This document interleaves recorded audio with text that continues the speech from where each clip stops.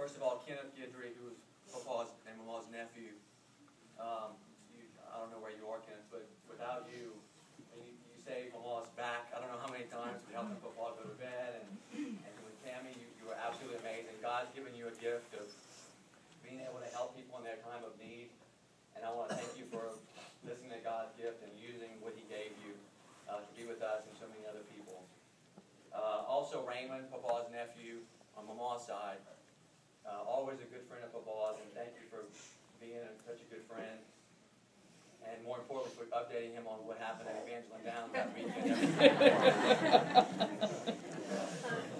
Arlene and Dawn, thank you for letting Papa come over and bring you the cornbread. I know you thought he was certainly doing it for you, and I know but he loved both of you. We thank you for being a good friend of his. Mark and Colleen, words can't describe how he absolutely loved the two of you, and so do we. You know, some people say that family is not in a name, but thank God you got a good name too, right? He loved you. In fact, the last, I don't know how many weeks, Tammy, Paul was really not very responded to him very much and kind of slept most of the time. Except when Mark and Colleen would walk in the house, his grandchildren, his kids would walk in the house and not a response, but Mark and Colleen walked in, and all of a sudden he'd start smiling and he'd laugh. And so, absolutely know that you have the name and you have a family, always. We love you. Mama and Tammy. We are so blessed to have you. It is undescribable what we have to grandparents and aunts and children. You have gone way above board and given us a great example of how we need to treat each other as a family. May God bless you all of your life. We love you, I love you, and thank you so much for all you've done. I know it was very difficult for Papa. If you all knew him, the last thing he wanted was to have someone take care of him, because he took care of a community of people, and what we hear. We heard it over the years, but the stories are unbelievable. So the last thing that he wanted was to have someone take care of him, and I think that was the hardest thing, even more than the sickness, was his reliance on other people. Where Brother Bill left off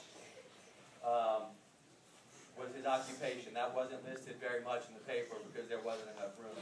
We didn't have enough money to buy the whole paper. So I'll kind of give you a couple of ideas of what he did. So we all know him as a school bus driver. 93 Guidry, right, was the bus.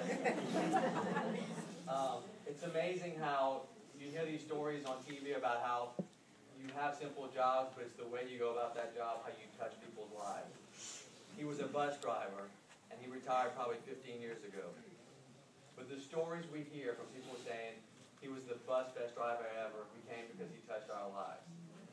It's amazing. It's about, what an example for the rest of us that it's not what we do.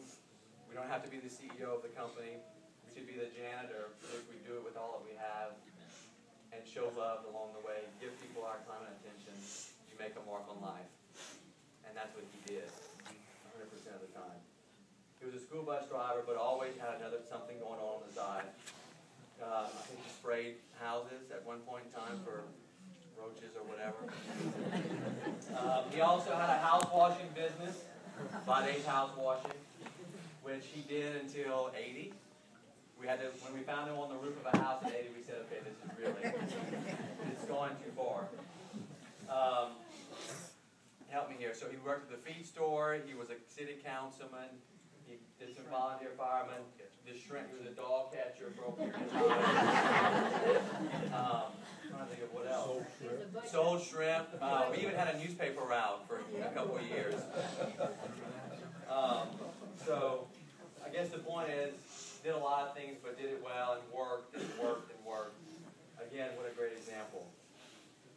But if you had to describe two words, in my mind, how to describe what he did and how he did it, and what he meant was, I would say service for others and 100% unselfishness.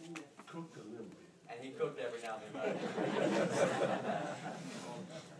And I would say service and unselfishness because, of course, we have our children, but he and Mama also raised a grandson. They didn't have to do that. They also took in his parents while they were sick. His sister, Tondal, and Aunt Bubby.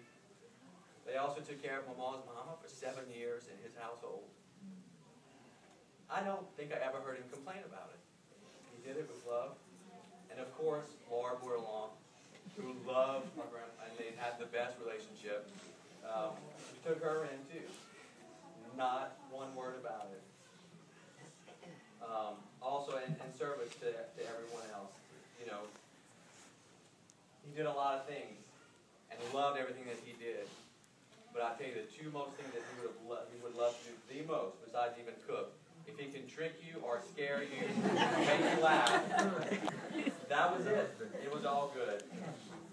So, you know, certainly amazing stories, and again, we realize that you've all come and been really good to us all. Keep us in your prayers. Help us to